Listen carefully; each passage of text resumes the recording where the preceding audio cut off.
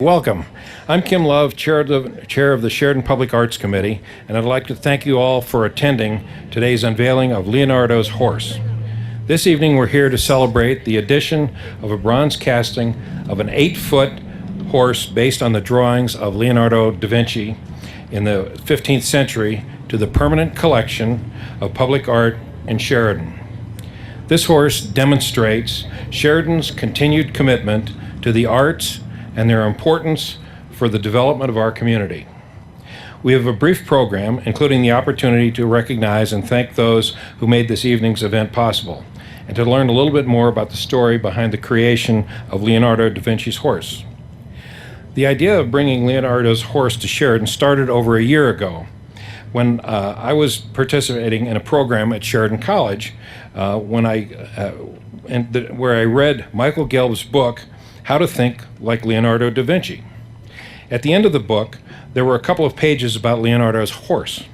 As soon as I read these pages, I knew that if it would be possible to bring a copy of Leonardo's horse to Sheridan, it would be the perfect addition to the City of Sheridan's collection of public art, in that it combined the inspiration of one of the greatest geniuses of all time, Leonardo da Vinci, with subject matter that couldn't be more perfect for Sheridan, a horse.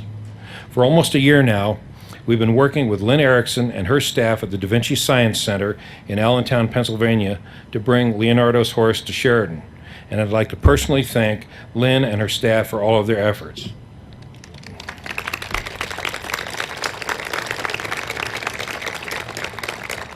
Mayor Heath, could you please make a few comments?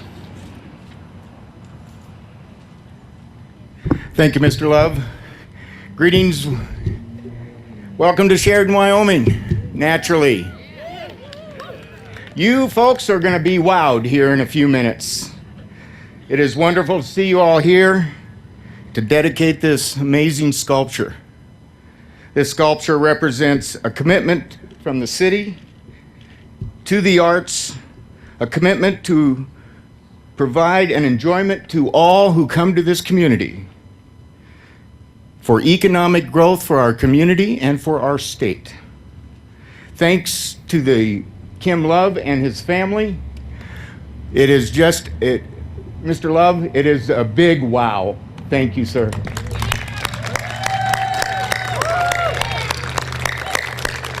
Your passion, sir, is just terrific, and we thank you so much for what you've done for our community. I would like to introduce Lynn Erickson, joining us from the Da Vinci Center in Allentown, Pennsylvania. Lynn is the Executive Director and CEO of the Science Center. Please welcome Lynn.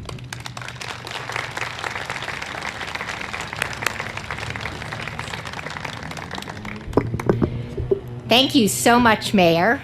It's wonderful to be here in Sheridan. I want to congratulate the Mayor, Kim Love, the Public Arts Committee, and the City of Sheridan for the addition of Leonardo da Vinci's horse to your collection of public art. Thank you also for the opportunity to fabricate Leonardo da Vinci's horse for your community. My daughter and I arrived last evening and had the opportunity to see firsthand some of the artwork you have on the streets of Sheridan. All I can say, little loud, sorry. All I can say is, wow, Sheridan really gets it. I applaud your investment in the arts.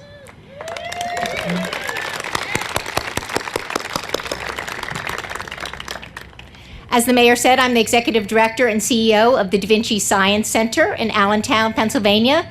You might say, what does a science center have to do with Leonardo da Vinci's horse? In 2003, the Science Center, formerly with a different name, merged with Leonardo da Vinci's horse, the organization responsible for realizing Leonardo's dream to fabricate a horse in bronze, a 24-foot horse. In a few minutes, you'll learn a little bit more about Leonardo da Vinci's horse and Charles C. Dent, the individual responsible to conceive the idea to create a horse based on the drawings of Leonardo da Vinci. Today, the Da Vinci Science Center is a hands-on science center that is about exciting young people and individuals of all ages about science and about connecting science with the arts and inspiring individuals of all ages to think like Leonardo As Kim said, that book by Michael Gelb, How to Think Like Leonardo, we want to inspire young people to be curious, to be creative, to use their imaginations, and if they do that, imagine the success they'll have in the future. Charles Dent's dream to fabricate a horse, 24-foot horse in bronze, demonstrates that anyone can do extraordinary things on a world stage. Today at the Da Vinci Science Center, we inspire individuals of all ages to pursue their dreams.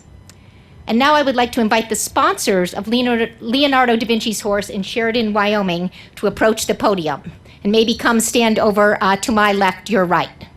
So we want Frackleton's, the Phoenix Limited Partnership, Sheridan Johnson Community Foundation. I'm going to introduce all of you when you get up here. Sheridan Media, the Sheridan Public Arts Committee, and the Wyoming Community Foundation, and of course Kim and Mary Kay Love, to come up over to my left.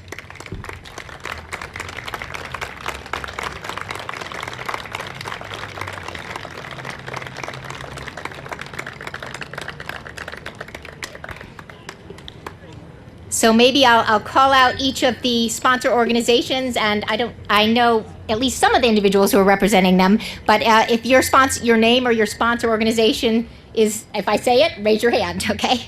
Okay, first, Dave Youngren from Frackleton's. Kim Love from the Phoenix Limited Partnership. Jerry Pilch from the Sheridan Johnson Community Foundation. Maybe not. We'll applaud regardless. Bob Browns from Sheridan Media. Kathy Lundgren from the Sheridan Public Arts Committee. Kathy. Lolly Benz Plank from the Wyoming Community Foundation. And Kim and Mary Kay Love. Thank you for your commitment to the arts and Sheridan. Without your support, none of this would have been possible. Let's give them one more round of applause.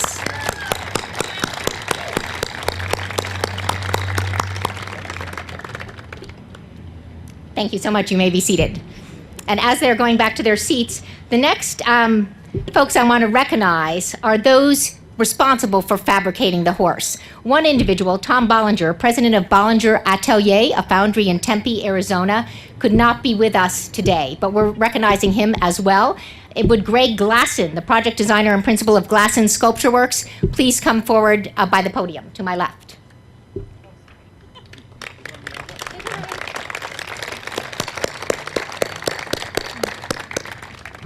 Greg, I don't know what to say, actually.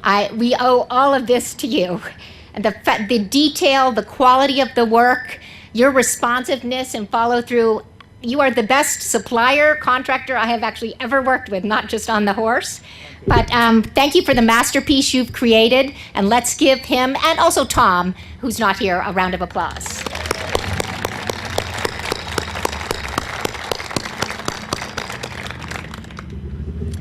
I'd like to share with you our plans, so you may be seated, thank you, sorry. I would like to share with you our plans for 2 short videos. One tells the story of Leonardo da Vinci's horse, and the second has captured the art and science of how we fabricated your horse, the Wyoming horse. These are almost done, but we're waiting to add the photos from today's event to make sure the Sheridan horse in its final form is included in those videos.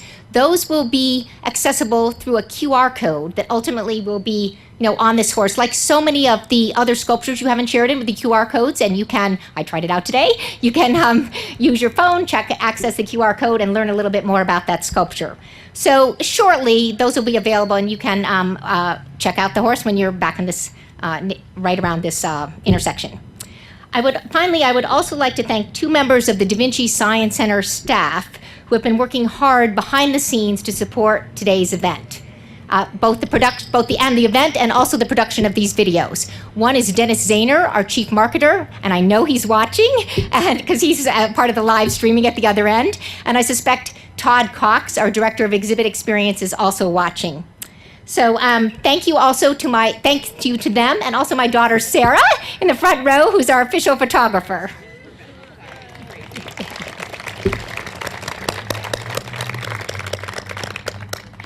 And now I would like to ask Peter Dent to approach the podium to tell us more about the story of Leonardo da Vinci's horse.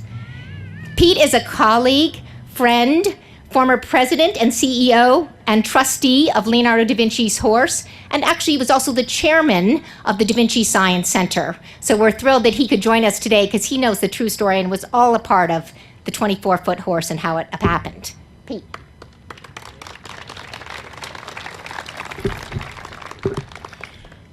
Well, thank you. I'm so thrilled to be out here in Sheridan, Wyoming, and share our dream and vision that we've had for this magnificent sculpture and these wonderful ties to the Italian Renaissance. And there are a lot of sculptures that are built in the world. This one, to me, is very special for a few reasons. It's a story of emotion. It's a story about dreams being finally fulfilled. Many of you may well know the story that in the late 15th century, Leonardo da Vinci, when he came to Milan, one of the things that he told the Duke he could do was to build a grand sculpture of a horse in honor of his father. And at that time, the Italians felt very strongly that the horse was just the mounted rider was the ultimate figure in terms of art. It projected power. It projected grace. It was something that was very important in the time of the Romans, where many of the folks in the Renaissance were really trying to eclipse their ancestors from antiquity. And Leonardo worked on this sculpture, presented it to the Duke in 24 feet with gasping audiences looking at the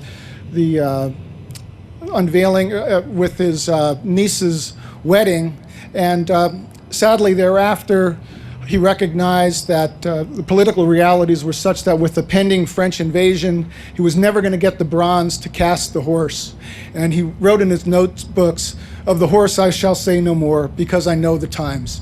And Leonardo wept on his deathbed in the arms of the French king in 1519, thinking about this horse, how this one sculpture could have really been a magnificent piece that he would have had, because he realized that he really didn't have that much of a legacy. We know him now mostly all through his several thousand pages of notebooks, but there are no surviving sculptures from Leonardo's hand. Only a handful of paintings, maybe 15 or so. So he never finished it, and in the 1960s, there was an American scholar who, in Madrid, Spain, was working through the racks and stumbled upon a couple of notebooks that had a very strange writing. He couldn't understand what they were about, what they were from, and he recognized that they were something very different, unique, and special. And as it happens, these were Leonardo's notebooks, two of which that were misfiled for over 150 years, and finally gave some detail in terms of what this horse was. It was talked about, nobody really understood some of the drawings about it, the technology that Leonardo had behind it, and here there was all this information that came out. And by the 1970s, finally it hit the mainstream press, and there was an article in the National Geographic on Leonardo, and there was this article that said, it talked about the horse that never was. And Leonardo, my uncle just happened to read this, and I don't know how many other people read that edition of the National Geographic, but he was probably the only one who thought, well, why don't we build a sculpture in honor of Leonardo, in tribute to the Italian Renaissance, and also in tribute to the magnificent animal of the horse. And he took it upon himself to reach out to scholars around the world, build a dome studio, found a nonprofit, and spend a lot of his own money and time building a small, an 8-foot version that he was never able to complete, as he died of Lou Gehrig's disease on Christmas Eve in 1994. And a group of us, working board of volunteers, promised him before he died that we would finish this horse for him and we would do him proud. And 5 years later, we were able to unveil this horse in Milan, Italy, to a lot of media attention. You may see from time to time the History Channel showing things on it, and but it was a wonderful connection of the great genius of Leonardo da Vinci to modern times. It's a connection in bronze to the great works of of that great master. And it's also a tribute as well to the ability to dream big and see it happen. Melko worked very hard and long on this, really in the kind of mindset of Leonardo da Vinci, who had this mantra of ostinata rigore, which means in English obstinate rigor. Work, persevere, and move ahead. And Leonardo was just a wonderful inventive thinker, universal genius in many ways. He was one who used to buy birds and take them out of in the market and just release them so he could just watch them fly, just out of the pure joy of it. And of course, he invented early ideas for the modern helicopter and flying machines, which we share today. So for me, those are the reasons that makes this horse and this sculpture very, very special in the world of art. And we're so pleased that the community here in Sheridan, Wyoming, has opened up their community to receive this sculpture and be a part of this legacy, this history, this dream. So with that, I say grazie mille per tutto. Thank you very much.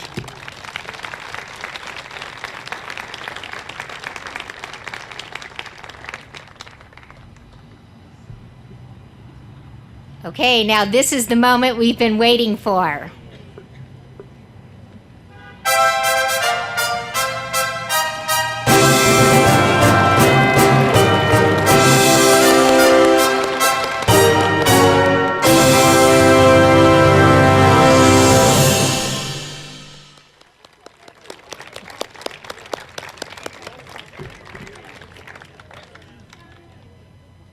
This actually concludes our formal program, but we hope you'll take time to look more closely at Leonardo da Vinci's horse. Thank you.